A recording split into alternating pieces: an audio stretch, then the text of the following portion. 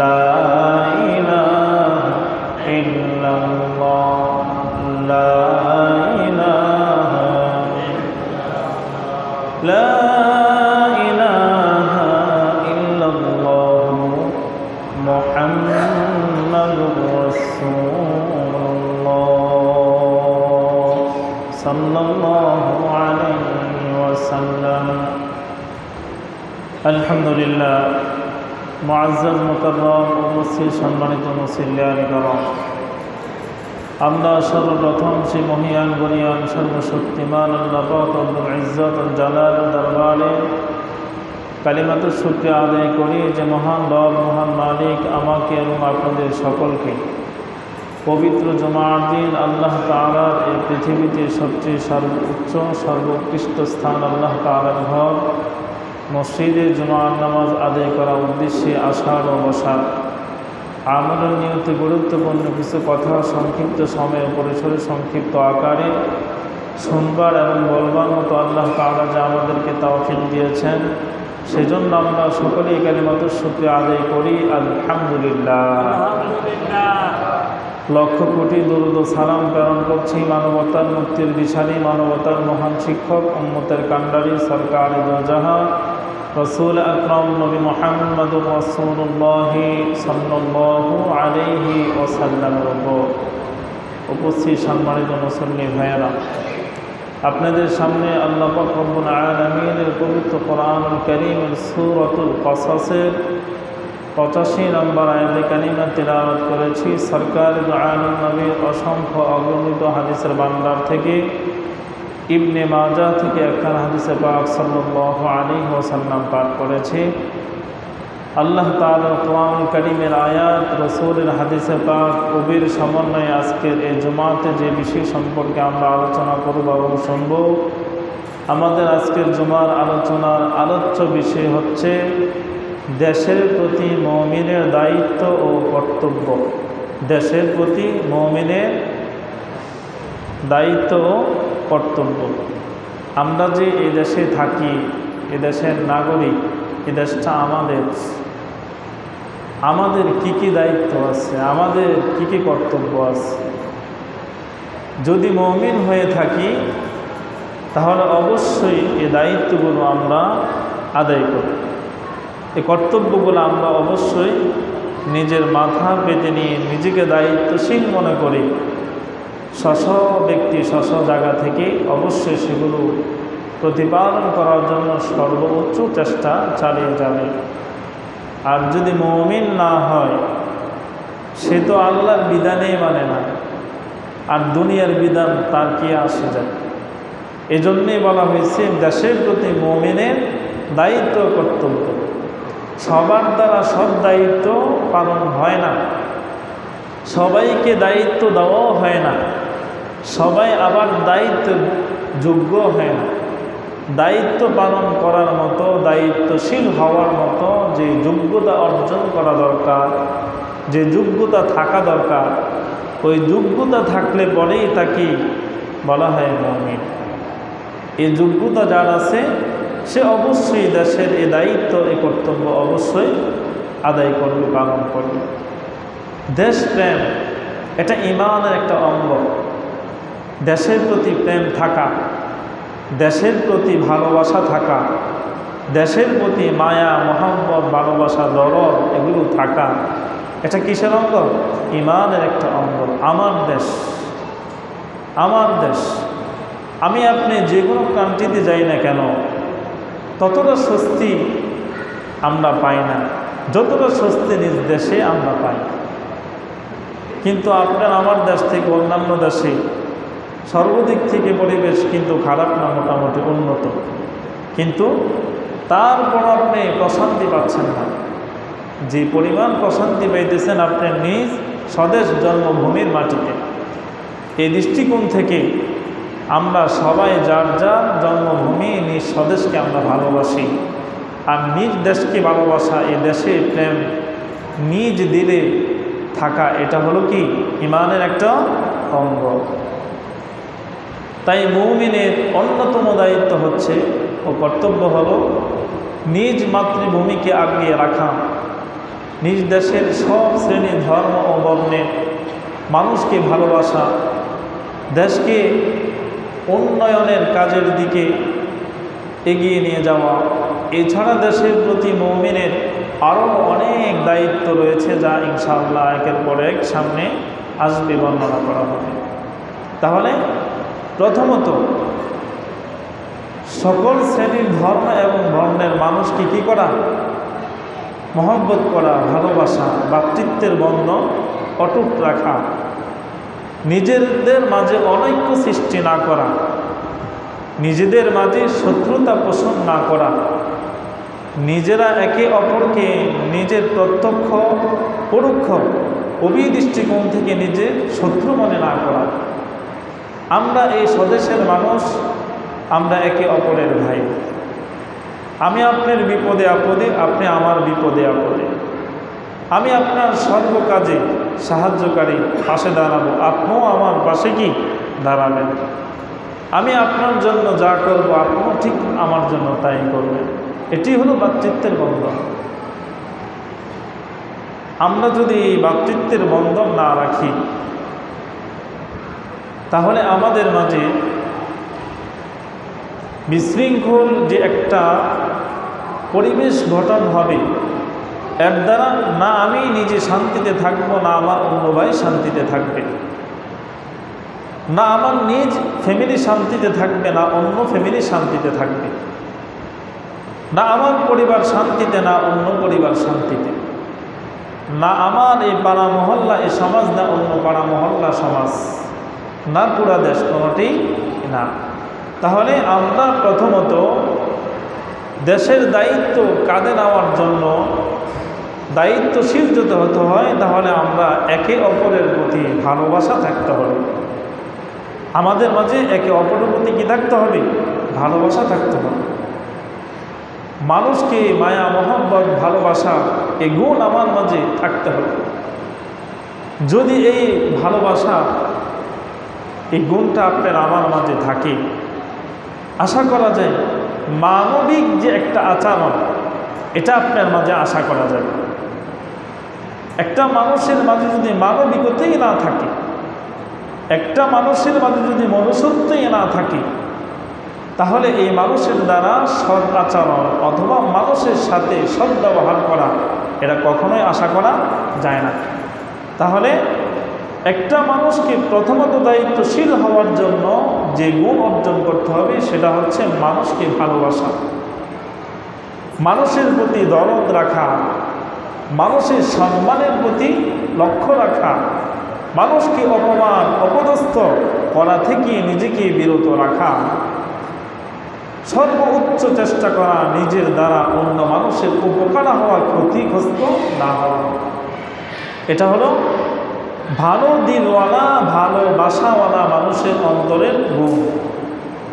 প্রথমে এই গুণটা আমাদের অর্জন করতে হবে। সবচেয়ে বেশি দেশকে যিনি ভালোবেসেছিলেন, মাতৃভূমিকে ভালোবাসা, এটা যে ঈমানের একটা অঙ্গ। এটা শুধু প্রবাদ বাক্যে কোনো কথা নয়, লোকমুখের কোনো কথা নয়। মাতৃভূমির প্রতি ভালোবাসা মুমিনের বৈশিষ্ট্য। সব নবী রাসূলই নিজ মাতৃভূমিকে ভালোবাসতেন। সকল নবী রাসূলই নিজ মাতৃভূমিকে ভালোবাসতেন। কিন্তু সকল নবীদের মধ্য থেকে যিনি সবচেয়ে বেশি নিজ মাতৃভূমিকে ভালোবাসছেন, তিনি হলেন আপনার আমার নবী মুহাম্মদুর রাসূলুল্লাহ সাল্লাল্লাহু আলাইহি ওয়াসাল্লাম। আপনার আমার এই নবীর এই দিলও কি ছিল? দেশপ্রেম ছিল, দেশ ভালোবাসা ছিল, দেশের মানুষের প্রতি মহব্বত ভালোবাসা ছিল। যে কারণে মক্কার কাফের কুফফার যারা ছিল, তাদের জ্বালা যন্ত্রণায় রসুল আর টিকতে না পেরে আল্লাহ তাআলার আদেশে যখন মক্কা ছেড়ে মদিনার দিকে হিজরত করতে রওনা দিলেন, আল্লাহ রসুল বারবার পিছন ফিরে ফিরে তাকাচ্ছেন আর চোখের পানি মুছছেন। হায় আমার এই স্বদেশের জন্মভূমির আপন মানুষেরা, তোমরা বুঝি আমাকে এই দেশে আর থাকতে দিলে না। আল্লাহ রসুল ভারাক্রান্ত হৃদয় নিয়া, অস্ত্রসিক্ত চক্ষু নিয়া বারবার নিজ সেই মাতৃভূমির দিকে ফিরে ফিরে শুধু তাকান, আর এই দিলের মাঝে এই ব্যথা লালন করেন।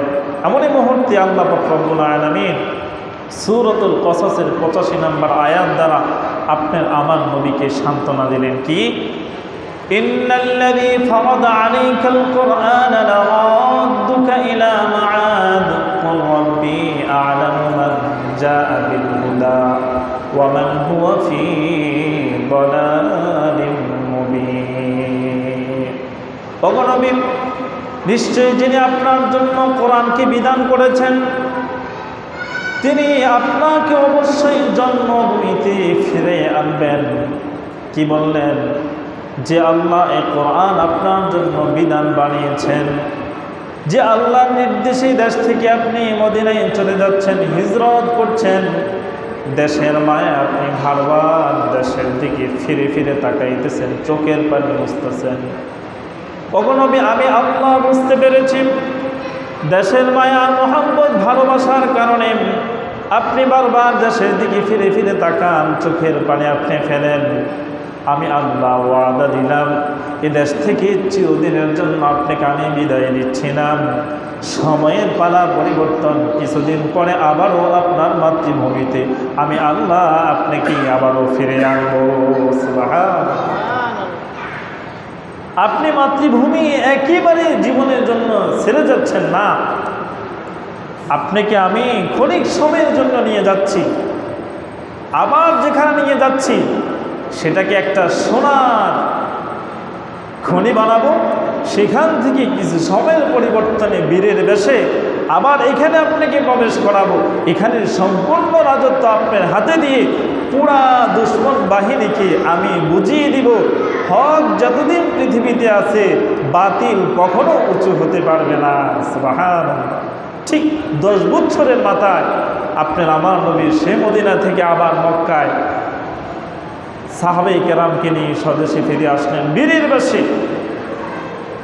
সেদিন যারা 10 বছর আগে আপনার আমার নবীকে পাগল, জাদুকর, আরও বিভিন্ন ধরনের কথা বলে বলে কটূক্তি করত, আপনার আমার নবীকে কষ্ট দিত, ওই মানুষগুলা সেদিন নিজ অবস্থান থেকে সরে গিয়েছে।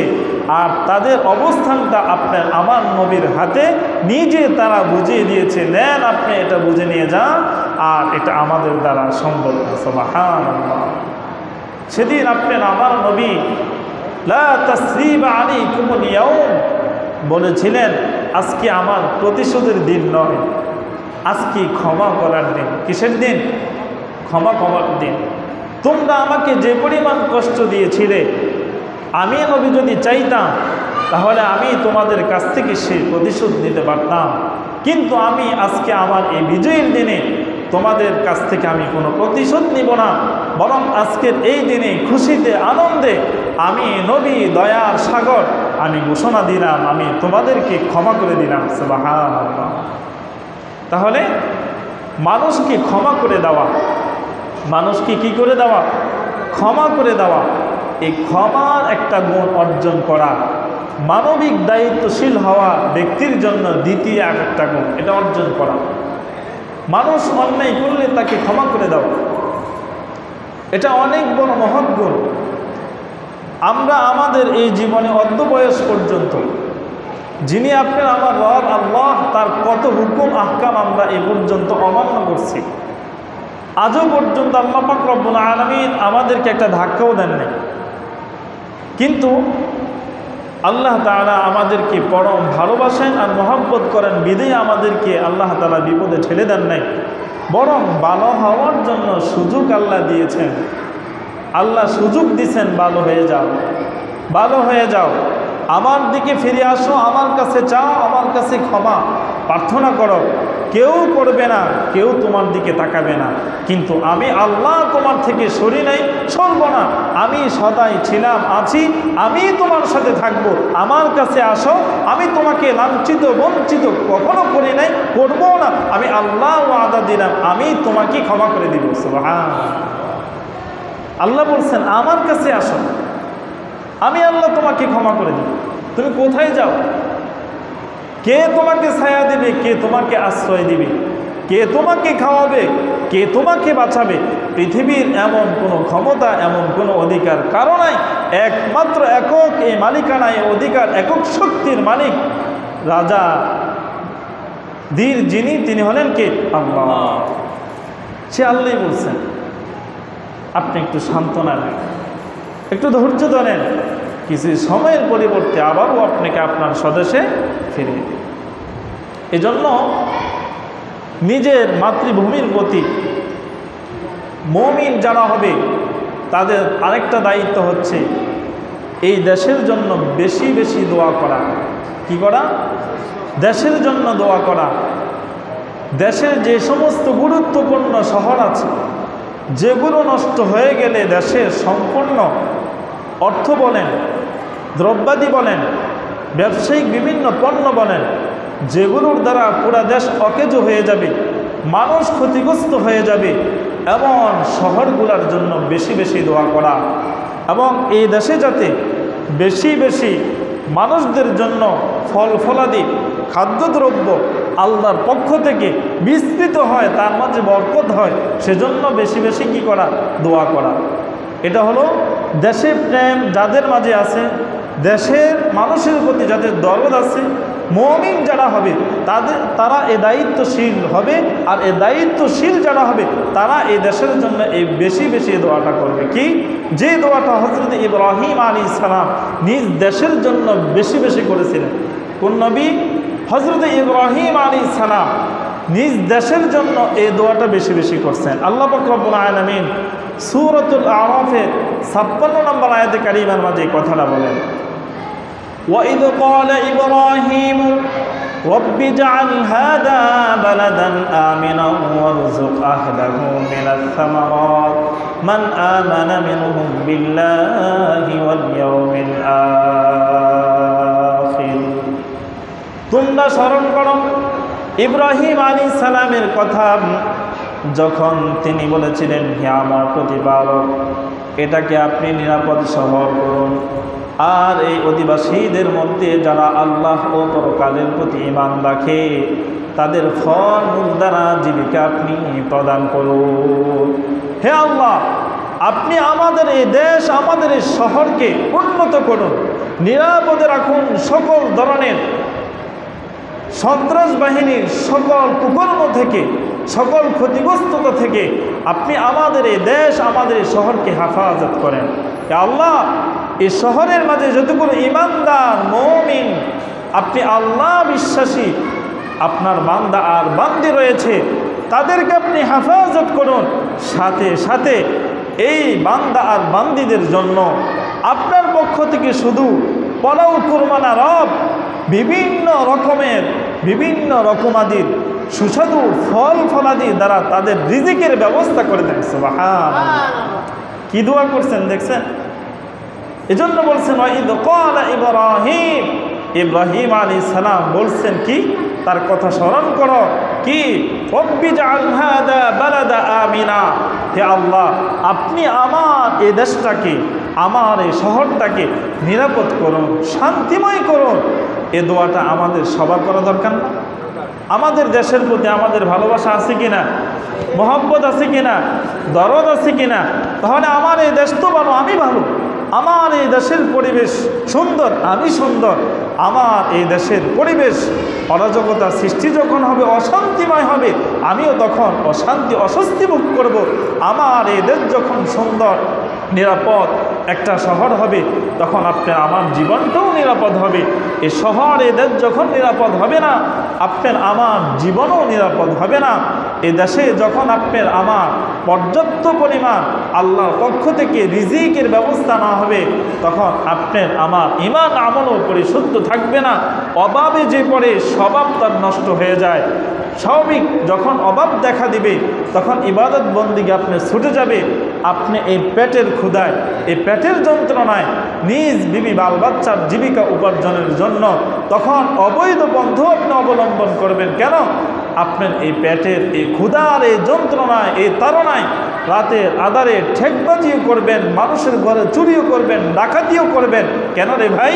একমাত্র এই যন্ত্রণা, পেটের ক্ষুধার কারণে। যাতে আল্লাহ তাআলা এমন ধরনের কোনো বিপদ, রিজিকের সংকট, অভাব আপনার আমার এই দেশে এ শহরে না দেয়। এজন্য আল্লাহর কাছে এই দোয়াটা বেশি বেশি করা, আল্লাহ আমার এই দেশে আমার এই শহরে আপনি কোনোদিন খাদ্য সংকট দিয়েন না, রিজিকের মাঝে অভাব দিয়েন না, অপরন্ত বরকত আমাদেরকে দেন, অসংখ্য রিজিক আপনার পক্ষ থেকে আমাদেরকে দান করেন। বলেন আমিন। আরো জোরে বলেন আমিন। আমার ভাইয়েরা, এরপর আল্লাহ পাক রব্বুল আলামিন বলতেছেন, যারা এই দেশকে ভালোবাসে, এ মুমিনদের দায়িত্ব এবং কর্তব্যের আরেকটা গুণ হলো দেশকে সুশৃঙ্খল পরিবেশের মাঝে সীমাবদ্ধ রাখা, উশৃঙ্খল পরিবেশ দেশের মাঝে কায়েম না করা, শান্তিময় পরিবেশ এর মাঝে প্রতিষ্ঠা করা, অশান্তিময় পরিবেশ দূর করা।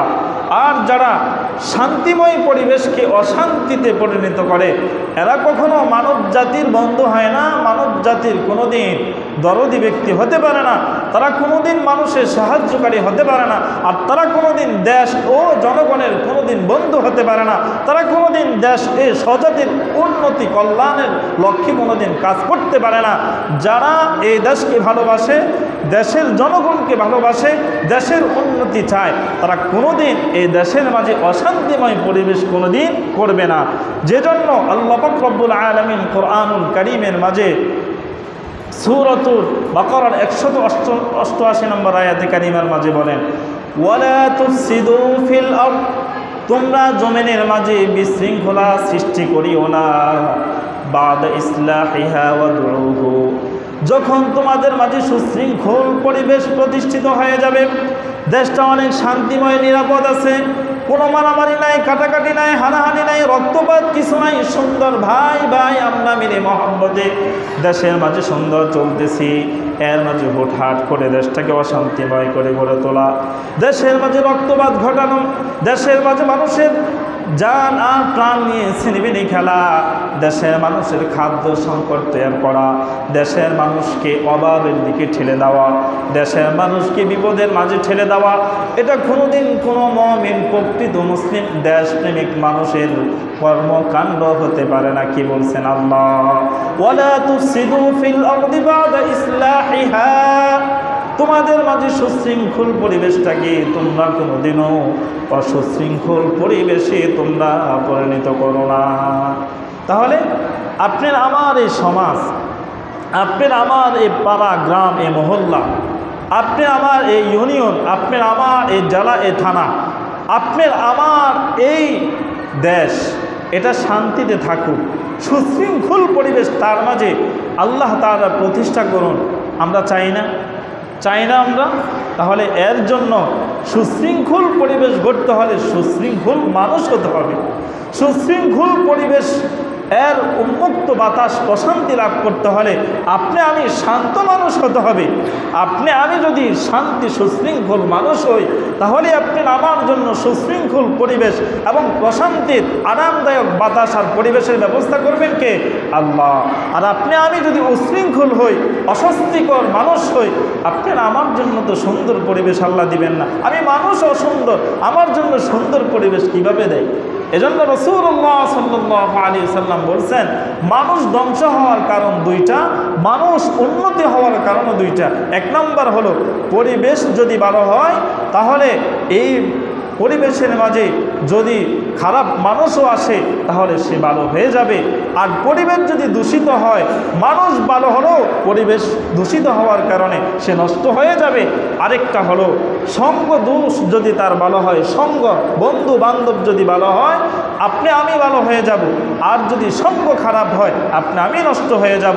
প্রবাদ বাক্যে যে কথা আমরা শুনে থাকি, বলে থাকি, সৎসঙ্গে স্বর্গবাস, অসৎসঙ্গে সর্বনাশ। আরেকটা প্রবাদ বাক্যও বলে থাকি, সঙ্গ দোষে লোহাও বাসে। বলি না আমরা? এগুলো কিন্তু খুব ছোট্ট ছোট্ট কথা, কিন্তু অনেক জ্ঞানী গুণী মানুষের, বুদ্ধিমান মানুষের, খুব বিচক্ষণ মানুষের দামি কথা। এগুলোর দিকে লক্ষ্য করা, আপনি আমার ছেলেটা কার সাথে চলে, আপনার আমার মেয়েটা কোথায় যায়, আপনি আমি কোন মন মানসিকতা নিয়ে চলি, আপনি আমি এই পরিবেশটা শান্তি করতে চাই কিনা, আপনি আমি এই দেশটাকে ভালোবাসি কিনা, আপনি আমি এই দেশের শান্তি চাই কিনা, এই দিকে যদি লক্ষ্য করি, প্রত্যেকের জায়গা থেকে প্রত্যেকে যদি স্বচ্ছ হয়ে যায়, তাহলে এই দেশে আর চুরি থাকবে না, এদেশে ডাকাতি থাকবে না, অর্থ পাচার থাকবে না, গরিবের হক লুণ্ঠন থাকবে না, আপনার আমার রেশন অন্য খাবে না, আপনার আমার কার্ডের গম অন্য নিবে না, আপনার আমার সকল হক অন্য লুণ্ঠন করে নিবে না। কেন? তার ভিতরে ভয় আছে কার? আল্লাহ। এ আল্লাহর ভয় যতদিন না পর্যন্ত আপনার আমার ভিতরে না ঢুকবে ততদিন পর্যন্ত দেশও শান্তি হবে না, দেশের পরিবেশে শান্তি হবে না। আমরা যারা জনগণ আছি আমরাও শান্তিময় সুন্দর ন্যায় ইনসাফওয়ালা একটা রাষ্ট্রনায়কও পাবো না। কেন? আমাদের কর্ম যেমন আমাদের জন্য শাসক নির্ধারণ করবেন আমাদের রব তেমন। তাহলে বোঝা গেল আমাদের দেশের জনগণ যেমন হবে, দেশের জনগণের কর্ম অনুপাতে রাষ্ট্রনায়ক শাসক ঠিক তেমনই হবে। তাহলে বলুন তো দেখি, দোষী কি সরকার না আমরা? সবাই বলেন, দোষী কি সরকার না আমরা? তাহলে আমাদেরকে আগে ভালো হতে হবে, তাহলে আমরা সুন্দর ন্যায়পরায়ণ রাষ্ট্রনায়ক পাবো। এজন্য আল্লাহর কাছে দোয়া করা, আল্লাহ আপনি আমাদেরকে ভালো করে দেন, আমাদেরকে আপনার ভয় দ্বারা পরিপূর্ণ মুমিন বানিয়ে দেন, আমাদেরকে আপনার খাস বান্দা বানিয়ে দেন, খাস বান্দি বানিয়ে দেন, আমাদেরকে হালাল পথে চলার তৌফিক দেন, অবৈধ পন্থা থেকে আমাদেরকে হেফাজত করেন, অন্যের ধন সম্পদের দিকে লোভ লালসা থেকে আমাদেরকে বিরত করেন, নিজ কর্ম এরকম কিছু করার উদ্যোক্তা হওয়ার মতো সেই সামর্থ্য, সেই শক্তি, সেই চেতনা আপনি আমার মাঝে দেন। তাহলে মনে করবেন আপনার দ্বারা অদূর ভবিষ্যতে কিছু করা সম্ভব। শুধু চাকরির পিছনে ঘুরবে না জ্ঞানী মানুষ, নিজে কিছু করার জন্য উদ্যোক্তা নেওয়া, এটা হলো বুদ্ধিমান মানুষের পরিচয়। যেমন আপনার আমার নবী মুহাম্মদ রাসূলুল্লাহ সাল্লাল্লাহু আলাইহি ওয়াসাল্লাম রান্নাঘরের চুলার মুখে লাকড়ি দেওয়া থেকে শুরু করে রাষ্ট্রের সর্বোচ্চ পার্লামেন্ট পর্যন্ত এই জমিনে আল্লাহ রসুল দেখাইয়া গেছেন। রাষ্ট্রনায়ক ছিলেন, সেনাপ্রধান ছিলেন, আল্লাহ রসুল ব্যবসায়িক ছিলেন, আল্লাহ রসুল আদর্শ বাবা ছিলেন, আল্লাহ রসুল আদর্শ স্বামী ছিলেন, আল্লাহ রসুল আদর্শ একজন সৈনিক ছিলেন, আল্লাহ রসুল সর্বশ্রেষ্ঠ একজন মানব ছিলেন, আল্লাহ রসুল সর্বশ্রেষ্ঠ একজন নবী ছিলেন, আল্লাহ রসুল সর্বশ্রেষ্ঠ একজন দয়ার মানুষও ছিলেন, যার মাঝে কোনো কমতি ঘাটতি ছিল না। আমরা তো তারই উম্মত। তাহলে আমাদের মাঝে সে রসুলের আদর্শ, সে রসুলের আমল সুন্নাহ কেন আসবে না? সেগুলো যদি আমরা ধরে নেই, আশা করা যায় ইনশাআল্লাহ ভবিষ্যৎ আমাদের উজ্জ্বল, ভবিষ্যতের সূর্য আমাদের এই দেশকে শান্তিময় করে দিবে, আমাদের এই দেশকে আলোকিত করে দিবে, এই দেশ থেকে অশান্তি দূর করে দিবে, এই দেশটাকে আল্লাহ রহমত দ্বারা, আল্লাহ তাআলার রহমতের ছায়ার নিচে আপনার আমার জীবনটাকে নিরাপদ বানায়া শেষ পর্যন্ত ঈমানের সাথে আল্লাহ মওত দিবে। বলেন আমিন। আমার ভাইয়েরা, এরপর আল্লাহ পাক রব্বুল আলামিনের হাবিব সাল্লাল্লাহু আলাইহি ওয়াসাল্লাম বলেন, আল্লাহ পাক রব্বুল আলামিন রাসূলুল্লাহ সাল্লাল্লাহু আলাইহি ওয়াসাল্লাম বলেন, নিশ্চয়ই তোমাদের জীবন, সম্পদ ও সম্ভ্রম পরস্পরের জন্য নিষিদ্ধ। আমরা একে অপরকে অপমানিত করা, একে অপরকে ছোট করা, খাটো করা, তিরস্কার করা, মস্করা করা, এটা আমাদের একটা জাতিগত অভ্যাস হয়ে গেছে। কেউ কারো ভালো দেখতে পারি না, কেউ একটু বড় হয়েছে তারে দেখতে পারি না, কেউ ভালো একটা পর্যায়ে যায় তাকে দেখতে পারি না, কেউ কথাই বড়, কেউ কাজে বড়, কে জ্ঞানে বড়, কে গুণে বড়, এগুলো আমাদের সয় না। তো এই যে একটা স্বভাব আমাদের মাঝে, এগুলো কোনো সভ্য জাতি, সভ্য মানুষ এদের গুণাগুণ হতে পারে না। এগুলো হলো অসভ্য, অশৃঙ্খল, অসভ্য জাতির মানুষের কাজ। অতএব এই ধরনের প্রাণী মানুষ যারা যে সমাজে যে দেশে থাকবে, ওই দেশে তো কোনো দিন শান্তির আশা করা যায় না। কেন? শান্তির মানুষ হতে হলে আগে বলছি সভ্যতা অর্জন করতে হবে, আপনার মাঝে উদারতা, ভালোবাসা, মহব্বত, প্রীতি এগুলো অর্জন করতে হবে, আল্লাহর ভয় আপনার ভিতরে ঢুকাতে হবে। তাহলেই দেখবেন আপনার ধারেই কিছু করা সম্ভব, আপনি সফল, আপনি কখনো ব্যর্থ না। ব্যর্থ তো তখনই হবেন যখন নিজের স্বার্থটা আপনি খুঁজবেন, অন্যের স্বার্থকে আপনি দাফন করবেন না। আমার নিজের স্বার্থকে আমি দেখব না, অন্যের স্বার্থকে আমি যখন প্রাধান্য দিব, রাসূলুল্লাহ সাল্লাল্লাহু আলাইহি ওয়াসাল্লাম বলেন, তখন তুমি তোমার জন্য আসমানের ফেরেশতারা আল্লাহর কাছে দোয়া করে, আল্লাহ সে সবার জন্য দোয়া করছে, সবার বিপদ দূর হোক, সবার রিজিকের অভাব দূর হোক, সবার অসুখ অসুস্থতা দূর হোক, সবাইকে আপনি শান্তি দেন, সবাইকে আপনি নিরাপদ একটা ছায়ার নিচে বাঁচার মতো তৌফিক দেন। এতগুলো দোয়া সে সবার জন্য করছে, নিজের জন্য তো সে একটা দোয়া করলো না, আল্লাহ আমারে এই দেন, আল্লাহ আমারে সেই দেন, আল্লাহ আমারে হেফাজত করেন। তখন ফেরেশতারা বলে আল্লাহ সে মানুষের জন্য যা দোয়া করছে সকল দোয়াগুলো তার জন্য আপনি কবুল করে নেন। সুবহানাল্লাহ। তাহলে আপনি আমি মানব, দোষে গুণে আমাদের জীবন, আমরা ভুল ছাড়া কেউ নাই, আর গুণামুক্ত আমরা কেউ না, কারো কম কারো বেশি, সবাই আমরা দোষী, সবাই পাপী, আবার সবাই নেক কারো। তাহলে ফেরেশতারা শুধু নেকের মাঝে আছে, কোনো গুনাহ নাই। তারা দোয়া করতে দেরি, সেটা কবুল হতে আর কি হবে না, দেরি হবে না। আমি মানুষের জন্য দোয়া করি, এটা কবুল হতে পারে, নাও হতে পারে, কিন্তু ফেরেশতা যখন আমার জন্য দোয়া করবে এটা তো কখনো মিস হবে না। সুবহানাল্লাহ। তাহলে আমি কম খাবো, অন্য ভাইকে একটু দিব, আমি নিরাপদ তো থাকবো, অন্য ভাইকেও নিরাপদে রাখবো। আমি অন্যের মুসিবত দেখলে হাসবো না, অন্যের বিপদ দেখলে আমি হাসবো না, অন্যকে ক্ষতিগ্রস্ত হতে দেখলে খুশি হব না। আমাদের সমাজে কিছু মানুষ এরকম আছে, কেউ বিপদে পড়ছে, তার সাথে তার সম্পর্ক খারাপ, তখন চিপা চাপায় যায় হাসে, দেখছেন নি, খাইছে রে ধরা, খাইছে ধরা, দিছে ইচ্ছা মতো দিছে। এরকম ধরনের বাক্য উচ্চারণ আমরা করি না? করি। এ মিয়া, কারো মুসিবত দেখে আপনি যখন হাসেন আল্লাহ তখন গুসা করেন। আল্লাহ কি করেন? গুসা করেন, আল্লাহ রাগ করেন। তুমি একজন মানব হয়ে আরেকজন মানবের দুঃখ দেখে, বিপদ দেখে তুমি কিভাবে তুমি হাসতে পারো? বোঝা গেছে তুমি মানব নামে, কিন্তু প্রকৃত মানবীয় যে মনুষ্যত্ব গুণ, মানবতার গুণ তোমার মাঝে কি নাই? যদি সেটা থাকতো, তোমার সাথে শত্রুতা থাকা সত্ত্বেও তার বিপদ দেখলে তুমি অবশ্যই অনুশোচনা করতা, দুঃখ প্রকাশ করতা। কিন্তু আমরা আজকে নামে মানুষ, আমাদের কর্মকাণ্ডে আমরা হাইওয়ানের চাইতে আরও নিকৃষ্ট হয়ে গেছি। যে কথাটা আমরা গত জুমাতে বলেছিলাম, উলাইকা কাল আনআম বাল হুম আদল উলাইকা হুমুল গাফিলুন। আল্লাহ বলছেন, এরে মানব, তোমরা চতুষ্প জন্তুর চাইতে আরও নিকৃষ্ট। কেন? একটা পশু তার মালিককে চিনে, একটা পশু কেউ যদি তার সেবা করে তাকে সেবা দিতে বলে না, কিন্তু তুমি একজন মানব হইয়া আরেকটা মানবের উপর এত অবিচার, এত ধরনের দুঃখ তার উপর কিভাবে তুমি চাপিয়ে দিতে পারো? তুমি না মানুষ? তোমার উপর যদি সেম এই বিপদটা আসে, তুমি তো অবশ্যই কোনোদিন শান্তিতে থাকতে পারত না। অতএব তোমার জীবনে যেমন অশান্তি আসলে তোমার শান্তি থাকে না, অন্যের জীবনে যখন মুসিবত দুর্দিন আসে সে শান্তিতে কিভাবে থাকে সেটা কি তোমার বুঝে আসে না? আমরা বুঝি না? বুঝি, বুঝার পরও আমরা করি। তাহলে আমরা বুঝে শুনে শয়তানি করি। কথা বলেন, আমরা বুঝে শুনে কি করি? শয়তানি করি। তাহলে যে বুঝে শুনে শয়তানি করে, তার মানে পাক্কা তার জানা আছে মরার পরে আমার আচ্ছা ধরমে দুনা খাইতে, এটা শিওর, এটা শিওর কনফার্ম। আর কিছু হোক না হোক আমার বিপদ আছে, দুনিয়াতে হয়তো সারবেন, পরকালে সারার মতো কোনো রাস্তা কি নাই। এজন্য আল্লাহ তাআলা কোরআনুল কারীমে আমাদেরকে সাবধান করছেন। সূরাতুল বাকারার 88 নম্বর 105 নম্বর আয়াতে, ওয়ালা তাকুলু আমওয়ালাকুম বাইনাকুম বিল বাতিল ওয়াতুদলু বিহা ইলাল হুক্কাম লিতাকুলু ফারিকাম মিন আমওয়ালিন নাস বিল ইসম। নিশ্চয়ই তোমাদের জীবন ও সম্পদ সম্ভ্রম পরস্পরের জন্য নিষিদ্ধ। তোমরা কোনো ভাইকে গালি দিও না, কোনো ভাইকে তোমরা আঘাত করিও না, কোনো ভাইয়ের শরীরে রক্ত তোমরা জমিনে ফেলিও না, কোনো ভাইকে তোমরা হত্যা করিও না। তোমরা ভাই ভাই সুন্দরভাবে ভ্রাতৃত্বের বন্ধন অটুট রেখে তোমরা চলো। তোমরা একে অপরের পাশে দাঁড়াও, তোমরা একে অপরকে ভালোবাসো। এগুলো যদি তোমার মধ্য থেকে চলে যায়, তোমরা মনে করবা তোমাদের রব তোমাদের প্রতি রাজি আর খুশি নাই কেন? আল্লাহ তাআলার হাবিব বলছেন, লা ইয়ারহামুল্লাহু মান লা ইয়ারহামুন নাস।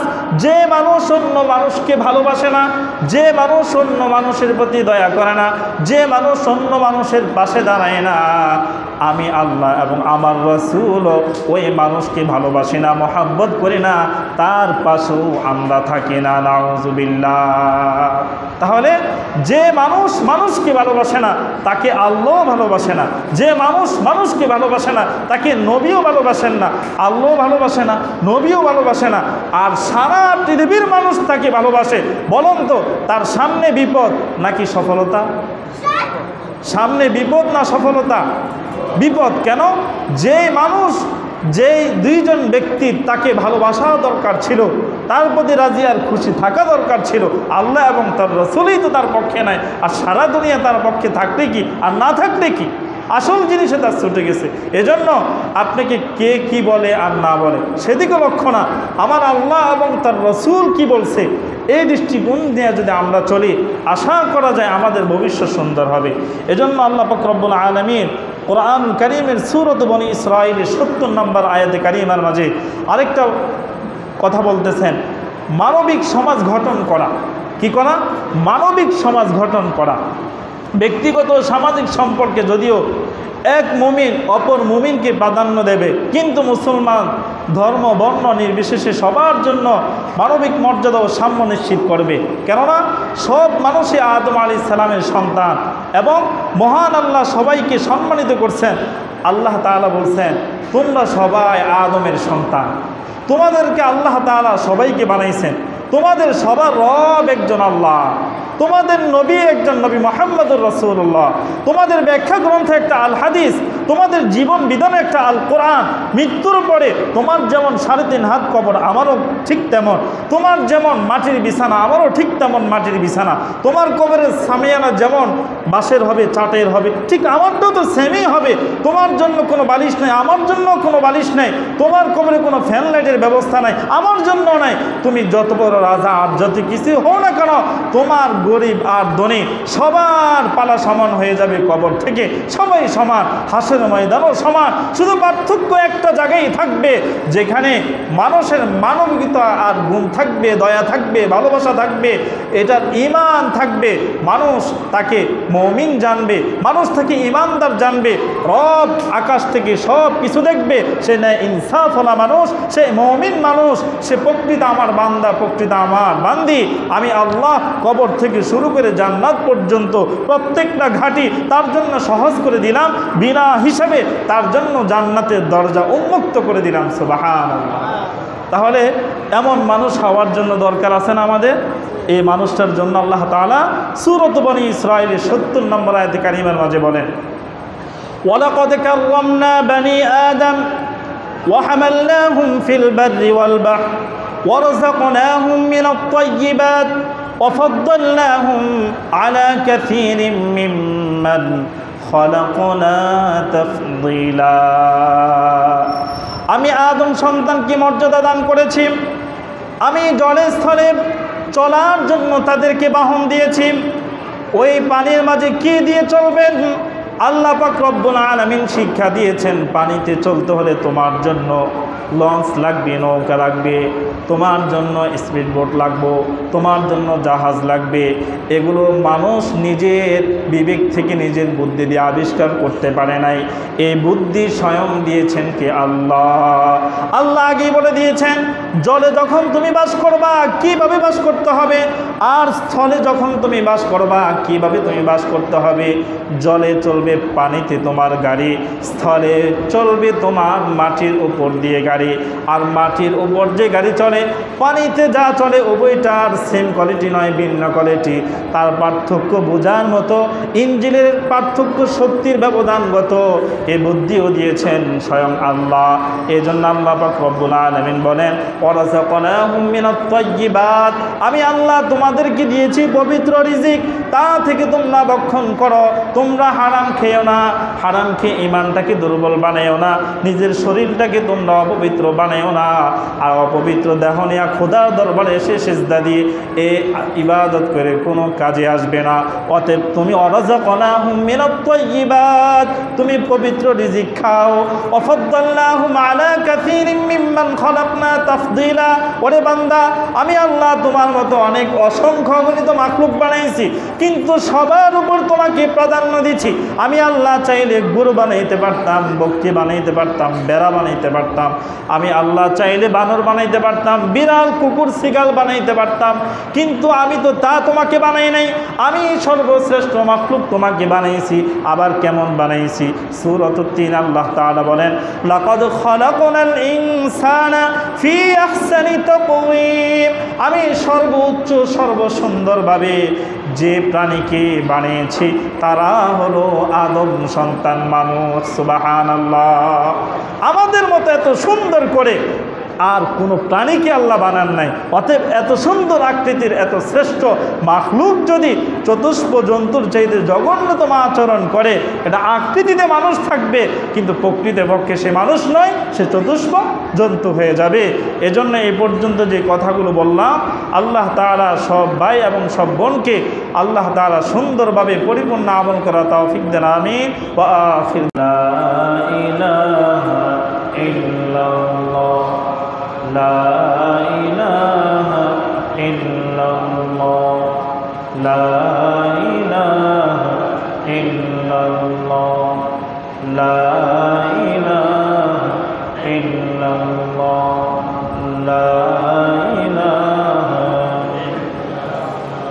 লা ইলাহা ইল্লাল্লাহ মুহাম্মাদুর রাসূলুল্লাহ সাল্লাল্লাহু আলাইহি ওয়াসাল্লাম।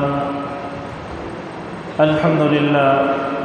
মুআজ্জাজ মুকাররম উপস্থিত সম্মানিত মুসল্লিয়ানে কেরাম, আমরা সর্বপ্রথম সেই মহিয়ান গনিয়ান সর্বশক্তিমান আল্লাহ পাক রব্বুল ইজ্জত ওয়াল জালালের দরবারে কালিমাতুশ শুকরিয়া আদায় করি যে মহান রব, মহান মালিক আমাকে এবং আপনাদের সকলকে পবিত্র জুমার দিন আল্লাহ তাআলার এই পৃথিবীতে সবচেয়ে সর্বোচ্চ সর্বোৎকৃষ্ট স্থান আল্লাহ তাআলার ঘর মসজিদে জুমার নামাজ আদায় করার উদ্দেশ্যে আসার ও বসার আমলের নিয়ত গুরুত্বপূর্ণ কিছু কথা সংক্ষিপ্ত সময়ে পরিসরে সংক্ষিপ্ত আকারে শুনবার এবং বলবার মতো আল্লাহ তাআলা যা আমাদেরকে তৌফিক দিয়েছেন, সেজন্য আমরা সকলেই কালিমাতুশ শুকরিয়া আদায় করি আলহামদুলিল্লাহ। লক্ষ কোটি দরুদ ও সালাম প্রেরণ করছি মানবতার মুক্তির দিশারি, মানবতার মহান শিক্ষক, উম্মতের কান্ডারি, সরকারে দো জাহান রসুল আকরাম নবী মুহাম্মদুর রাসূলুল্লাহ সাল্লাল্লাহু আলাইহি ওয়াসাল্লামের উপর। উপস্থিত সম্মানিত মুসল্লি ভাইয়েরা, আপনাদের সামনে আল্লাহ পাক রব্বুল আলামিনের পবিত্র কোরআনুল কারীমের সূরাতুল কসসের 85 নম্বর আয়াতে কারিমা তিলাওয়াত করেছি। সরকার দু আলম নবীর অসংখ্য অগণিত হাদিসের ভান্ডার থেকে ইবনে মাজাহ থেকে একখান হাদিসে পাক সাল্লাল্লাহু আলাইহি ওয়াসাল্লাম পাঠ করেছি। আল্লাহ তাআলার কোরআনুল কারীমের আয়াত, রাসূলের হাদিসে পাক কবির সমন্বয়ে আজকের এই জুমাতে যে বিষয় সম্পর্কে আমরা আলোচনা করব এবং শুনব, আমাদের আজকের জুমার আলোচনার আলোচ্য বিষয় হচ্ছে দেশের প্রতি মুমিনের দায়িত্ব ও কর্তব্য।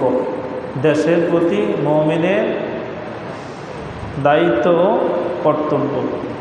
আমরা যে এই দেশে থাকি, এ দেশের নাগরিক, এ দেশটা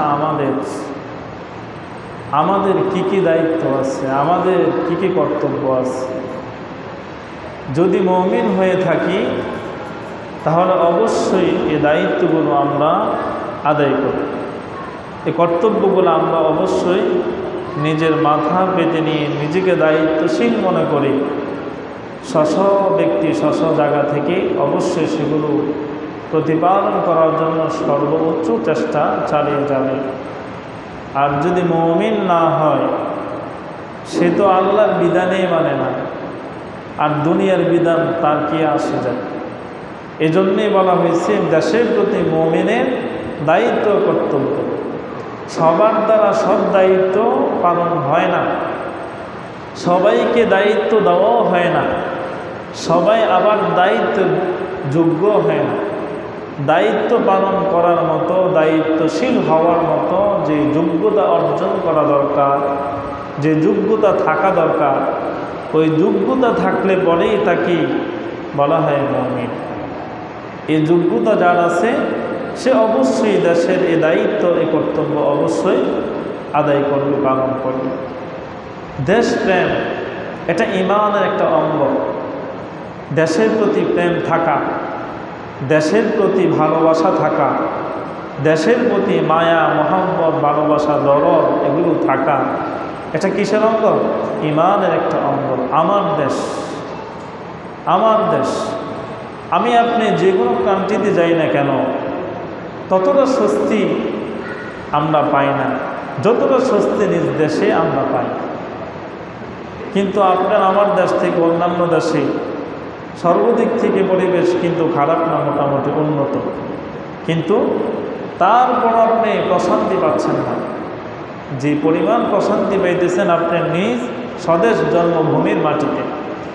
এই দৃষ্টিকোণ থেকে আমরা সবাই যার যার জন্মভূমি নিজ স্বদেশকে আমরা ভালোবাসি। আর নিজ দেশকে ভালোবাসা, এ দেশে প্রেম, নিজ দিলে থাকা, এটা হলো কি ঈমানের একটা অঙ্গ।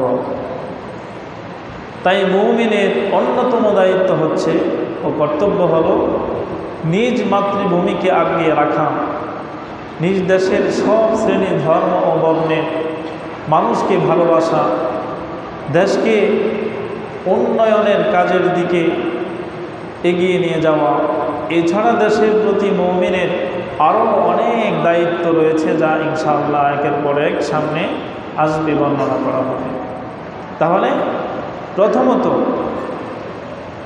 সকল শ্রেণীর ধর্ম এবং বর্ণের মানুষকে কী করা? মহব্বত করা, ভালোবাসা, ভ্রাতৃত্বের বন্ধন অটুট রাখা, নিজেদের মাঝে অনৈক্য সৃষ্টি না করা, নিজেদের মাঝে শত্রুতা পোষণ না করা, নিজেরা একে অপরকে নিজের প্রত্যক্ষ পরোক্ষ উভয় দৃষ্টিকোণ থেকে নিজের শত্রু মনে না করা। আমরা এই স্বদেশের মানুষ, আমরা একে অপরের ভাই। আমি আপনার বিপদে আপদে, আপনি আমার বিপদে আপদে। আমি আপনার সর্বকাজে সাহায্যকারী, পাশে দাঁড়াবো, আপনিও আমার পাশে কি দাঁড়াবেন। আমি আপনার জন্য যা করব আপনিও ঠিক আমার জন্য তাই করবেন। এটি হলো ভ্রাতৃত্বের বন্ধন। আমরা যদি এই ভ্রাতৃত্বের বন্ধন না রাখি, তাহলে আমাদের মাঝে বিশৃঙ্খল যে একটা পরিবেশ গঠন হবে, এর দ্বারা না আমি নিজে শান্তিতে থাকবো, না আমার অন্য ভাই শান্তিতে থাকবে, না আমার নিজ ফ্যামিলি শান্তিতে থাকবে, না অন্য ফ্যামিলি শান্তিতে থাকবে, না আমার পরিবার শান্তিতে, না অন্য পরিবার শান্তিতে, না আমার এই পাড়া মহল্লা এই সমাজ, না অন্য পাড়া মহল্লা সমাজ, না পুরা দেশ, কোনোটি না। তাহলে আমরা প্রথমত দেশের দায়িত্ব কাঁধে নেওয়ার জন্য দায়িত্বশীল যদি হতে হয়, তাহলে আমরা একে অপরের প্রতি ভালোবাসা থাকতে হবে। আমাদের মাঝে একে অপরের প্রতি কী থাকতে হবে? ভালোবাসা থাকতে হবে। মানুষকে মায়া মহব্বত ভালোবাসা এই গুণ আমার মাঝে থাকতে হবে। যদি এই ভালোবাসা এই গুণটা আপনার আমার মাঝে থাকে, আশা করা যায় মানবিক যে একটা আচরণ, এটা আপনার মাঝে আশা করা যায়। একটা মানুষের মাঝে যদি মানবিকতাই না থাকে, একটা মানুষের মাঝে যদি মনুষ্যত্বই না থাকে, তাহলে এই মানুষের দ্বারা সৎ আচরণ অথবা মানুষের সাথে সদ্ব্যবহার করা, এটা কখনোই আশা করা যায় না। তাহলে একটা মানুষকে প্রথমত দায়িত্বশীল হওয়ার জন্য যে গুণ অর্জন করতে হবে, সেটা হচ্ছে মানুষকে ভালোবাসা, মানুষের প্রতি দরদ রাখা, মানুষের সম্মানের প্রতি লক্ষ্য রাখা, মানুষকে অপমান অপদস্থ করা থেকে নিজেকে বিরত রাখা, সর্বোচ্চ চেষ্টা করা নিজের দ্বারা অন্য মানুষের উপকার হওয়া, ক্ষতিগ্রস্ত না হওয়া। এটা হলো ভালো দিলওয়ালা, ভালোবাসাওয়ালা মানুষের অন্তরের গুণ। প্রথমে এই গুণটা আমাদের অর্জন করতে হবে। সবচেয়ে বেশি দেশকে যিনি ভালোবেসেছিলেন, মাতৃভূমিকে ভালোবাসা, এটা যে ঈমানের একটা অঙ্গ। এটা শুধু প্রবাদ বাক্যে কোনো কথা নয়, লোকমুখের কোনো কথা নয়। মাতৃভূমির প্রতি ভালোবাসা মুমিনের বৈশিষ্ট্য। সব নবী রাসূলই নিজ মাতৃভূমিকে ভালোবাসতেন। সকল নবী রাসূলই নিজ মাতৃভূমিকে ভালোবাসতেন। কিন্তু সকল নবীদের মধ্য থেকে যিনি সবচেয়ে বেশি নিজ মাতৃভূমিকে ভালোবাসছেন, তিনি হলেন আপনার আমার নবী মুহাম্মদুর রাসূলুল্লাহ সাল্লাল্লাহু আলাইহি ওয়াসাল্লাম। আপনার আমার এই নবীর এই দিলও কি ছিল? দেশপ্রেম ছিল, দেশ ভালোবাসা ছিল, দেশের মানুষের প্রতি মহব্বত ভালোবাসা ছিল। যে কারণে মক্কার কাফের কুফফার যারা ছিল তাদের জ্বালা যন্ত্রণায় রসুল আর টিকতে না পেরে আল্লাহ তাআলার আদেশে যখন মক্কা ছেড়ে মদিনার দিকে হিজরত করতে রওনা দিলেন, আল্লাহ রসুল বারবার পিছন ফিরে ফিরে তাকাচ্ছেন আর চোখের পানি মুছছেন। হায় আমার এই স্বদেশের জন্মভূমির আপন মানুষেরা, তোমরা বুঝি আমাকে এই দেশে আর থাকতে দিলে না। আল্লাহ রসুল ভারাক্রান্ত হৃদয় নিয়া, অস্ত্রসিক্ত চক্ষু নিয়া বারবার নিজ সেই মাতৃভূমির দিকে ফিরে ফিরে শুধু তাকান আর এই দিলের মাঝে এই ব্যথা লালন করেন। এমনই মুহূর্তে আল্লাহ পাক রব্বুল আলামিন সূরাতুল কসসের 85 নম্বর আয়াত দ্বারা আপনার আমার নবীকে সান্ত্বনা দিলেন কি? ইন্নাল্লাযী ফারাদা আলাইকাল কুরআনা লারাদ্দুকা ইলা মাআদ কুল রাব্বি আ'লামু মান জাআ বিল হুদা ওয়া মান হুয়া ফী দালালিম মুবিন। ওগো নবী, নিশ্চয়ই যিনি আপনার জন্য কোরআনকে বিধান করেছেন তিনি আপনাকে অবশ্যই জন্মভূমিতে ফিরে আনবেন। কি বললেন? যে আল্লাহ এই কোরআন আপনার জন্য বিধান বানিয়েছেন, যে আল্লাহর নির্দেশে দেশ থেকে আপনি মদিনায় চলে যাচ্ছেন, হিজরত করছেন, দেশের মায়ে আপনি বারবার দেশের দিকে ফিরে ফিরে তাকাইতেছেন, চোখের পানি মুছতেছেন। ওগো নবী, আমি আল্লাহ বুঝতে পেরেছি দেশের মায়া মহব্বত ভালোবাসার কারণে আপনি বারবার দেশের দিকে ফিরে ফিরে তাকান, চোখের পানি আপনি ফেলেন। আমি আল্লাহ ওয়াদা দিলাম এ দেশ থেকে চিরদিনের জন্য আপনাকে আমি বিদায় দিচ্ছি না। সময়ের পালা পরিবর্তন, কিছুদিন পরে আবারও আপনার মাতৃভূমিতে আমি আল্লাহ আপনাকে আবারও ফিরে আনবো। সুবহানাল্লাহ।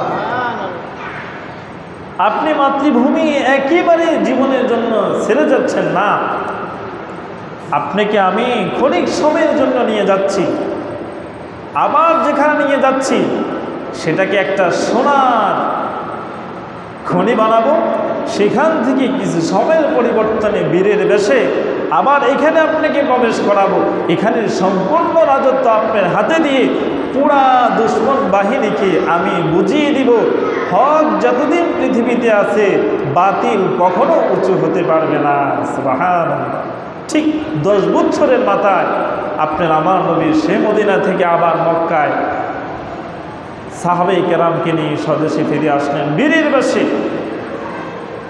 সেদিন যারা 10 বছর আগে আপনার আমার নবীকে পাগল, জাদুকর, আরও বিভিন্ন ধরনের কথা বলে বলে কটূক্তি করত, আপনার আমার নবীকে কষ্ট দিত, ওই মানুষগুলা সেদিন নিজ অবস্থান থেকে সরে গিয়েছে আর তাদের অবস্থানটা আপনার আমার নবীর হাতে নিজে তারা বুঝিয়ে দিয়েছে, নেন আপনি এটা বুঝে নিয়ে যান আর এটা আমাদের দ্বারা সম্ভব না। সুবহানাল্লাহ। সেদিন আপনার আমার নবী লা তাসরিবা আলাইকুমুল ইয়াউম বলেছিলেন আজকে আমার প্রতিশোধের দিন নয়, আজকে ক্ষমা করার দিন। কিসের দিন? ক্ষমা করার দিন।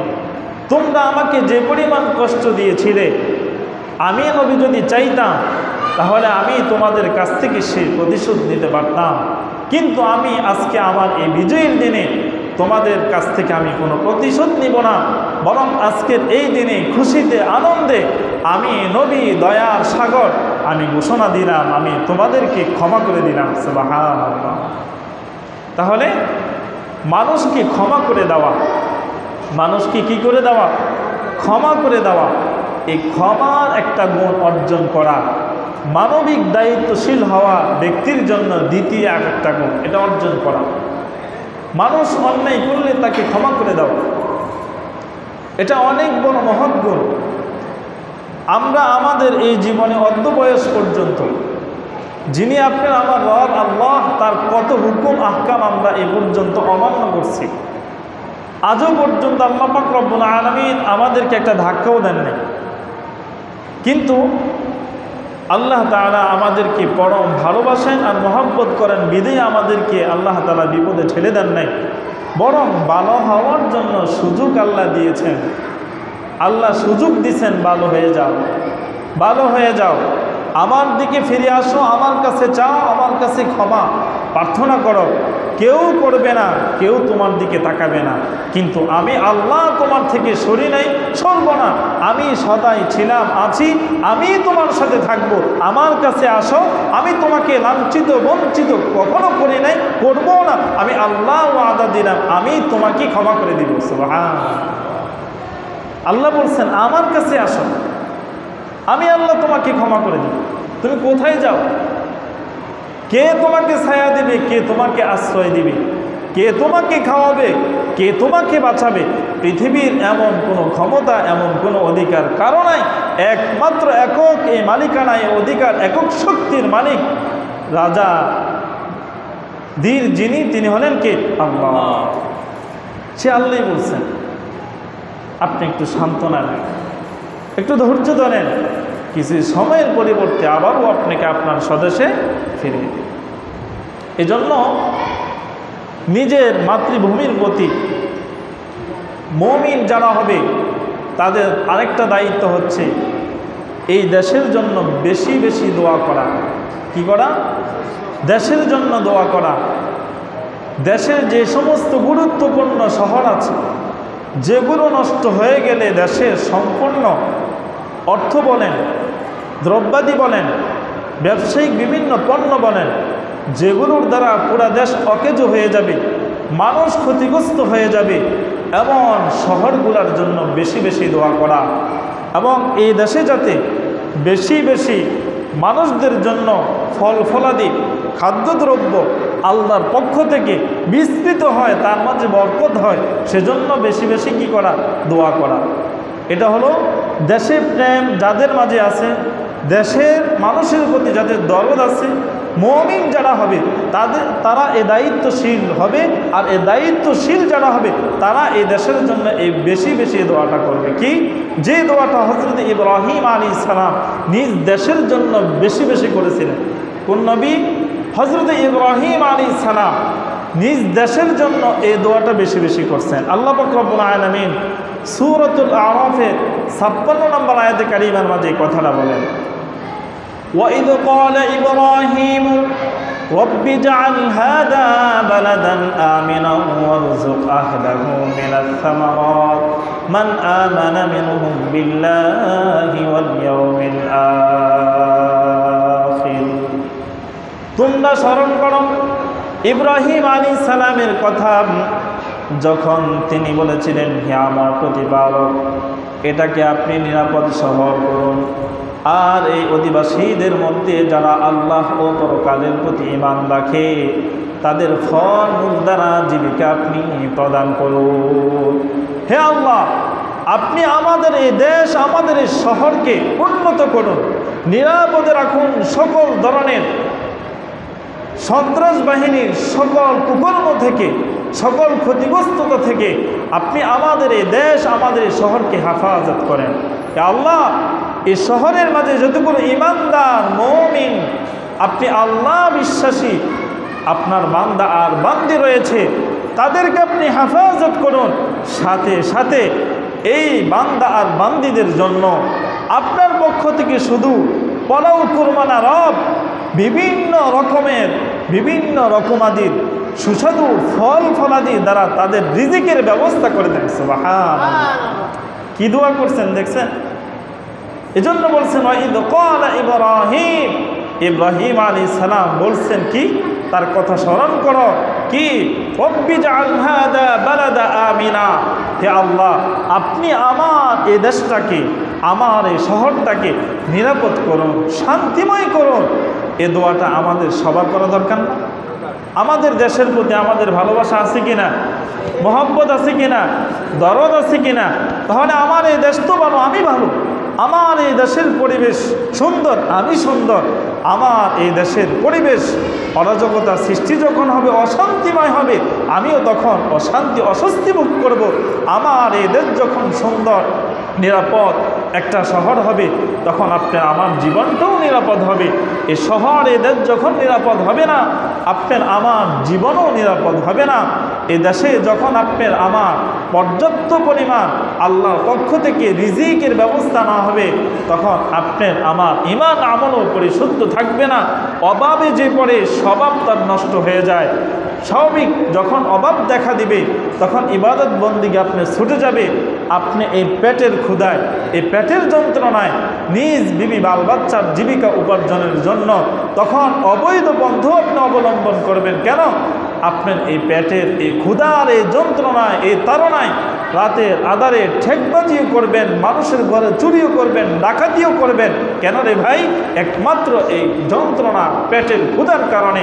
যাতে আল্লাহ তাআলা এমন ধরনের কোনো বিপদ, রিজিকের সংকট, অভাব আপনার আমার এই দেশে এ শহরে না দেয়, এজন্য আল্লাহর কাছে এই দোয়াটা বেশি বেশি করা। আল্লাহ, আমার এই দেশে, আমার এই শহরে আপনি কোনোদিন খাদ্য সংকট দিয়েন না, রিজিকের মাঝে অভাব দিয়েন না, অপরন্ত বরকত আমাদেরকে দেন, অসংখ্য রিজিক আপনার পক্ষ থেকে আমাদেরকে দান করেন। বলেন আমিন। আরো জোরে বলেন আমিন। আমার ভাইয়েরা, এরপর আল্লাহ পাক রব্বুল আলামিন বলতেছেন, যারা এই দেশকে ভালোবাসে, এই মুমিনদের দায়িত্ব এবং কর্তব্যের আরেকটা গুণ হলো দেশকে সুশৃঙ্খল পরিবেশের মাঝে সীমাবদ্ধ রাখা, উশৃঙ্খল পরিবেশ দেশের মাঝে কায়েম না করা, শান্তিময় পরিবেশ এর মাঝে প্রতিষ্ঠা করা, অশান্তিময় পরিবেশ দূর করা। আর যারা শান্তিময় পরিবেশকে অশান্তিতে পরিণত করে, এরা কখনো মানব জাতির বন্ধু হয় না, মানব জাতির কোনোদিন দরদি ব্যক্তি হতে পারে না, তারা কোনোদিন মানুষের সাহায্যকারী হতে পারে না, আর তারা কোনোদিন দেশ ও জনগণের কোনোদিন বন্ধু হতে পারে না, তারা কোনোদিন দেশ এ স্বজাতির উন্নতি কল্যাণের লক্ষ্যে কোনোদিন কাজ করতে পারে না।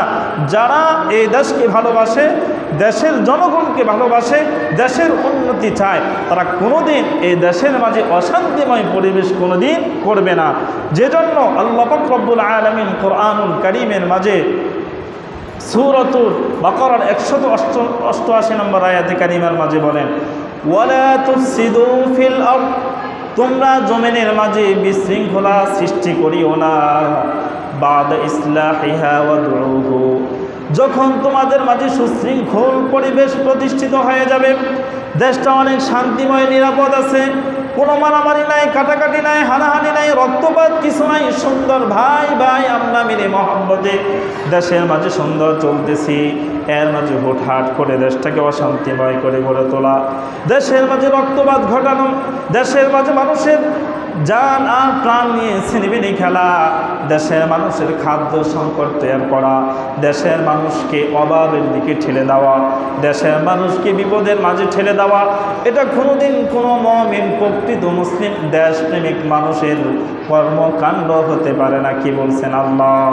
ওয়ালা তুফসিদু ফিল আরদি বাদা ইসলাহিহা, তোমাদের মাঝে সুশৃঙ্খল পরিবেশটাকে তোমরা কোনোদিনও অসুশৃঙ্খল পরিবেশে তোমরা পরিণত করো না।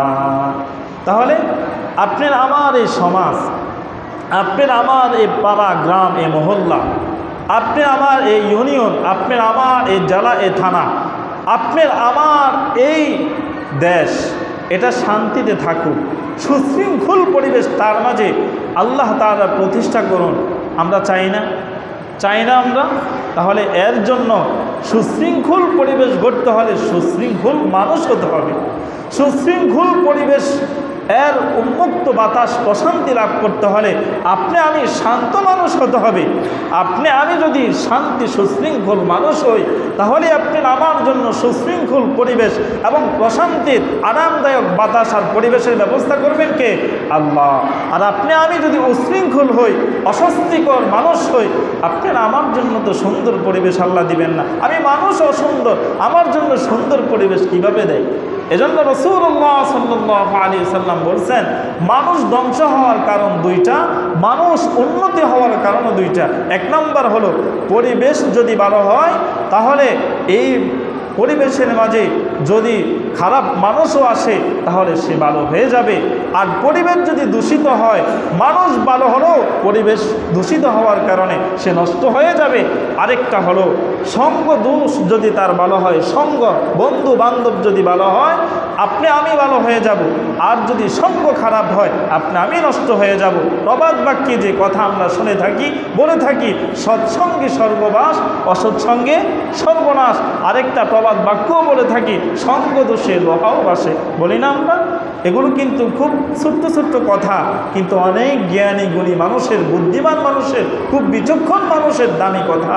এগুলোর দিকে লক্ষ্য করা, আপনি আমার ছেলেটা কার সাথে চলে, আপনার আমার মেয়েটা কোথায় যায়, আপনি আমি কোন মন মানসিকতা নিয়ে চলি, আপনি আমি এই পরিবেশটা শান্তি করতে চাই কিনা, আপনি আমি এই দেশটাকে ভালোবাসি কিনা, আপনি আমি এই দেশের শান্তি চাই কিনা, এই দিকে যদি লক্ষ্য করি, প্রত্যেকের জায়গা থেকে প্রত্যেকে যদি স্বচ্ছ হয়ে যায়, তাহলে এই দেশে আর চুরি থাকবে না, এদেশে ডাকাতি থাকবে না, অর্থ পাচার থাকবে না, গরিবের হক লুণ্ঠন থাকবে না, আপনার আমার রেশন অন্য খাবে না, আপনার আমার কার্ডের গম অন্য নিবে না, আপনার আমার সকল হক অন্য লুণ্ঠন করে নিবে না। কেন? তার ভিতরে ভয় আছে কার? আল্লাহ। এ আল্লাহর ভয় যতদিন না পর্যন্ত আপনার আমার ভিতরে না ঢুকবে, ততদিন পর্যন্ত দেশও শান্তি হবে না, দেশের পরিবেশে শান্তি হবে না। আমরা যারা জনগণ আছি, আমরাও শান্তিময়, সুন্দর, ন্যায় ইনসাফওয়ালা একটা রাষ্ট্রনায়কও পাবো না। কেন? আমাদের কর্ম যেমন, আমাদের জন্য শাসক নির্ধারণ করবেন আমাদের রব তেমন। তাহলে বোঝা গেল আমাদের দেশের জনগণ যেমন হবে, দেশের জনগণের কর্ম অনুপাতে রাষ্ট্রনায়ক শাসক ঠিক তেমনই হবে। তাহলে বলুন তো দেখি, দোষী কি সরকার না আমরা? সবাই বলেন, দোষী কি সরকার না আমরা? তাহলে আমাদেরকে আগে ভালো হতে হবে, তাহলে আমরা সুন্দর ন্যায়পরায়ণ রাষ্ট্রনায়ক পাবো। এজন্য আল্লাহর কাছে দোয়া করা, আল্লাহ আপনি আমাদেরকে ভালো করে দেন, আমাদেরকে আপনার ভয় দ্বারা পরিপূর্ণ মুমিন বানিয়ে দেন, আমাদেরকে আপনার খাস বান্দা বানিয়ে দেন, খাস বান্দি বানিয়ে দেন, আমাদেরকে হালাল পথে চলার তৌফিক দেন, অবৈধ পন্থা থেকে আমাদেরকে হেফাজত করেন, অন্যের ধন সম্পদের দিকে লোভ লালসা থেকে আমাদেরকে বিরত করেন, নিজ কর্ম এরকম কিছু করার উদ্যোক্তা হওয়ার মতো সেই সামর্থ্য, সেই শক্তি, সেই চেতনা আপনি আমার মাঝে দেন। তাহলে মনে করবেন আপনার দ্বারা অদূর ভবিষ্যতে কিছু করা সম্ভব। শুধু চাকরির পিছনে ঘুরবে না জ্ঞানী মানুষ, নিজে কিছু করার জন্য উদ্যোক্তা নেওয়া, এটা হলো বুদ্ধিমান মানুষের পরিচয়। যেমন আপনার আমার নবী মুহাম্মদ রাসূলুল্লাহ সাল্লাল্লাহু আলাইহি ওয়াসাল্লাম রান্নাঘরের চুলার মুখে লাকড়ি দেওয়া থেকে শুরু করে রাষ্ট্রের সর্বোচ্চ পার্লামেন্ট পর্যন্ত এই জমিনে আল্লাহ রসুল দেখাইয়া গেছেন। রাষ্ট্রনায়ক ছিলেন, সেনাপ্রধান ছিলেন, আল্লাহ রসুল ব্যবসায়িক ছিলেন, আল্লাহ রসুল আদর্শ বাবা ছিলেন, আল্লাহ রসুল আদর্শ স্বামী ছিলেন, আল্লাহ রসুল আদর্শ একজন সৈনিক ছিলেন, আল্লাহ রসুল সর্বশ্রেষ্ঠ একজন মানব ছিলেন, আল্লাহ রসুল সর্বশ্রেষ্ঠ একজন নবী ছিলেন, আল্লাহ রসুল সর্বশ্রেষ্ঠ একজন দয়ার মানুষও ছিলেন, যার মাঝে কোনো কমতি ঘাটতি ছিল না। আমরা তো তারই উম্মত। আর তাহলে আমাদের মাঝে সে রসুলের আদর্শ, সে রসুলের আমল সুন্নাহ কেন আসবে না? সেগুলো যদি আমরা ধরে নেই, আশা করা যায় ইনশাআল্লাহ ভবিষ্যৎ আমাদের উজ্জ্বল, ভবিষ্যতের সূর্য আমাদের এই দেশকে শান্তিময় করে দিবে, আমাদের এই দেশকে আলোকিত করে দিবে, এই দেশ থেকে অশান্তি দূর করে দিবে, এই দেশটাকে আল্লাহ রহমত দ্বারা, আল্লাহ তাআলার রহমতের ছায়ার নিচে আপনার আমার জীবনটাকে নিরাপদ বানায়া শেষ পর্যন্ত ঈমানের সাথে আল্লাহ মওত দিবে, বলেন আমিন। আমার ভাইয়েরা, এরপর আল্লাহ পাক রব্বুল আলামিনের হাবিব সাল্লাল্লাহু আলাইহি ওয়াসাল্লাম বলেন, আল্লাহ পাক রব্বুল আলামিন রাসূলুল্লাহ সাল্লাল্লাহু আলাইহি ওয়াসাল্লাম বলেন, নিশ্চয়ই তোমাদের জীবন, সম্পদ ও সংগ্রাম পরস্পরের জন্য নিষিদ্ধ। আমরা একে অপরকে অপমানিত করা, একে অপরকে ছোট করা, খাটো করা, তিরস্কার করা, মস্করা করা, এটা আমাদের একটা জাতিগত অভ্যাস হয়ে গেছে। কেউ কারো ভালো দেখতে পারি না, কেউ একটু বড় হয়েছে তারে দেখতে পারি না, কেউ ভালো একটা পর্যায়ে যায় তাকে দেখতে পারি না, কেউ কথাই বড়, কেউ কাজে বড়, কে জ্ঞানে বড়, কে গুণে বড়, এগুলো আমাদের সয় না। তো এই যে একটা স্বভাব আমাদের মাঝে, এগুলো কোনো সভ্য জাতি, সভ্য মানুষ, এদের গুণাগুণ হতে পারে না। এগুলো হলো অসভ্য, অশৃঙ্খল, অসভ্য জাতির মানুষের কাজ। অতএব এই ধরনের প্রাণী মানুষ যারা যে সমাজে, যে দেশে থাকবে, ওই দেশে তো কোনো দিন শান্তির আশা করা যায় না। কেন? শান্তির মানুষ হতে হলে আগে বলছি সভ্যতা অর্জন করতে হবে, আপনার মাঝে উদারতা, ভালোবাসা, মহব্বত, প্রীতি এগুলো অর্জন করতে হবে, আল্লাহর ভয় আপনার ভিতরে ঢুকাতে হবে। তাহলেই দেখবেন আপনার ধারেই কিছু করা সম্ভব, আপনি সফল, আপনি কখনো ব্যর্থ না। ব্যর্থ তো তখনই হবেন যখন নিজের স্বার্থটা আপনি খুঁজবেন, অন্যের স্বার্থকে আপনি দাফন করবেন না। আমার নিজের স্বার্থকে আমি দেখব না, অন্যের স্বার্থকে আমি যখন প্রাধান্য দিব, রাসূলুল্লাহ সাল্লাল্লাহু আলাইহি ওয়াসাল্লাম বলেন, তখন তোমার জন্য আসমানের ফেরেশতারা আল্লাহর কাছে দোয়া করে, আল্লাহ সে সবার জন্য দোয়া করছে, সবার বিপদ দূর হোক, সবার রিজিকের অভাব দূর হোক, সবার অসুস্থতা দূর হোক, সবাইকে আপনি শান্তি দেন, সবাইকে আপনি নিরাপদ একটা ছায়ার নিচে বাঁচার মতো তৌফিক দেন। এতগুলো দোয়া সে সবার জন্য করছে, নিজের জন্য তো সে একটা দোয়া করলো না, আল্লাহ আমারে এই দেন, আল্লাহ আমারে সেই দেন, আল্লাহ আমারে হেফাজত করেন। তখন ফেরেশতারা বলে, আল্লাহ সে মানুষের জন্য যা দোয়া করছে সকল দোয়াগুলো তার জন্য আপনি কবুল করে নেন। সুবহানাল্লাহ। তাহলে আপনি আমি মানব, দোষে গুণে আমাদের জীবন, আমরা ভুল ছাড়া কেউ নাই, আর গুণামুক্ত আমরা কেউ না, কারো কম কারো বেশি, সবাই আমরা দোষী, সবাই পাপী, আবার সবাই নেক কারো। তাহলে ফেরেশতারা শুধু নেকের মাঝে আছে, কোনো গুনাহ নাই। তারা দোয়া করতে দেরি, সেটা কবুল হতে আর কি হবে না, দেরি হবে না। আমি মানুষের জন্য দোয়া করি, এটা কবুল হতে পারে, নাও হতে পারে, কিন্তু ফেরেশতা যখন আমার জন্য দোয়া করবে এটা তো কখনো মিস হবে না। সুবহানাল্লাহ। তাহলে আমি কম খাবো, অন্য ভাইকে একটু দিব, আমি নিরাপদ তো থাকবো, অন্য ভাইকেও নিরাপদে রাখবো, আমি অন্যের মুসিবত দেখলে হাসবো না, অন্যের বিপদ দেখলে আমি হাসবো না, অন্যকে ক্ষতিগ্রস্ত হতে দেখলে খুশি হব না। আমাদের সমাজে কিছু মানুষ এরকম আছে, কেউ বিপদে পড়ছে, তার সাথে তার সম্পর্ক খারাপ, তখন চিপা চাপায় যায় হাসে, দেখছেন নি, খাইছে রে ধরা, খাইছে ধরা, দিছে ইচ্ছা মতো দিছে। এরকম ধরনের বাক্য উচ্চারণ আমরা করি না? করি। এ মিয়া, কারো মুসিবত দেখে আপনি যখন হাসেন, আল্লাহ তখন গুসা করেন। আল্লাহ কি করেন? গুসা করেন, আল্লাহ রাগ করেন। তুমি একজন মানব হয়ে আরেকজন মানবের দুঃখ দেখে, বিপদ দেখে তুমি কিভাবে তুমি হাসতে পারো? বোঝা গেছে তুমি মানব নামে, কিন্তু প্রকৃত মানবীয় যে মনুষ্যত্ব গুণ, মানবতার গুণ তোমার মাঝে কি নাই? যদি সেটা থাকতো, তোমার সাথে শত্রুতা থাকা সত্ত্বেও তার বিপদ দেখলে তুমি অবশ্যই অনুশোচনা করতা, দুঃখ প্রকাশ করতা। কিন্তু আমরা আজকে নামে মানুষ, আমাদের কর্মকাণ্ডে আমরা হাইওয়ানের চাইতে আরও নিকৃষ্ট হয়ে গেছি। যে কথাটা আমরা গত জুমাতে বলেছিলাম, উলাইকা কাল আনআম বাল হুম আদল উলাইকা হুমুল গাফিলুন।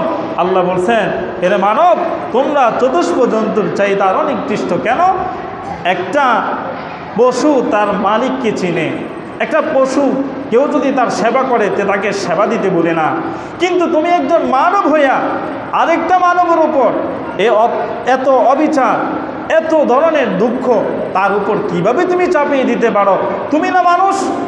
তোমার উপর যদি সেম এই বিপদটা আসে, তুমি তো অবশ্যই কোনোদিন শান্তিতে থাকতে পারতা না।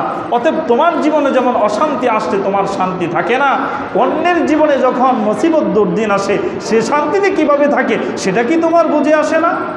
আমরা বুঝি না? বুঝি, বুঝার পরও আমরা করি। তাহলে আমরা বুঝে শুনে শয়তানি করি। কথা বলেন, আমরা বুঝে শুনে কি করি? শয়তানি করি।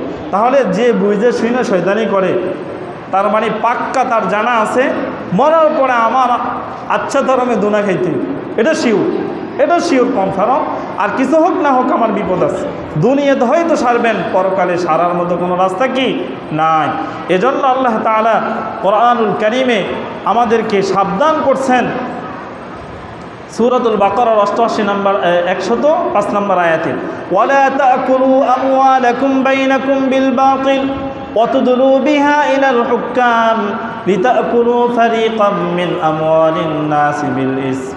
নিশ্চয়ই তোমাদের জীবন ও সম্পদ সম্ভ্রম পরস্পরের জন্য নিষিদ্ধ।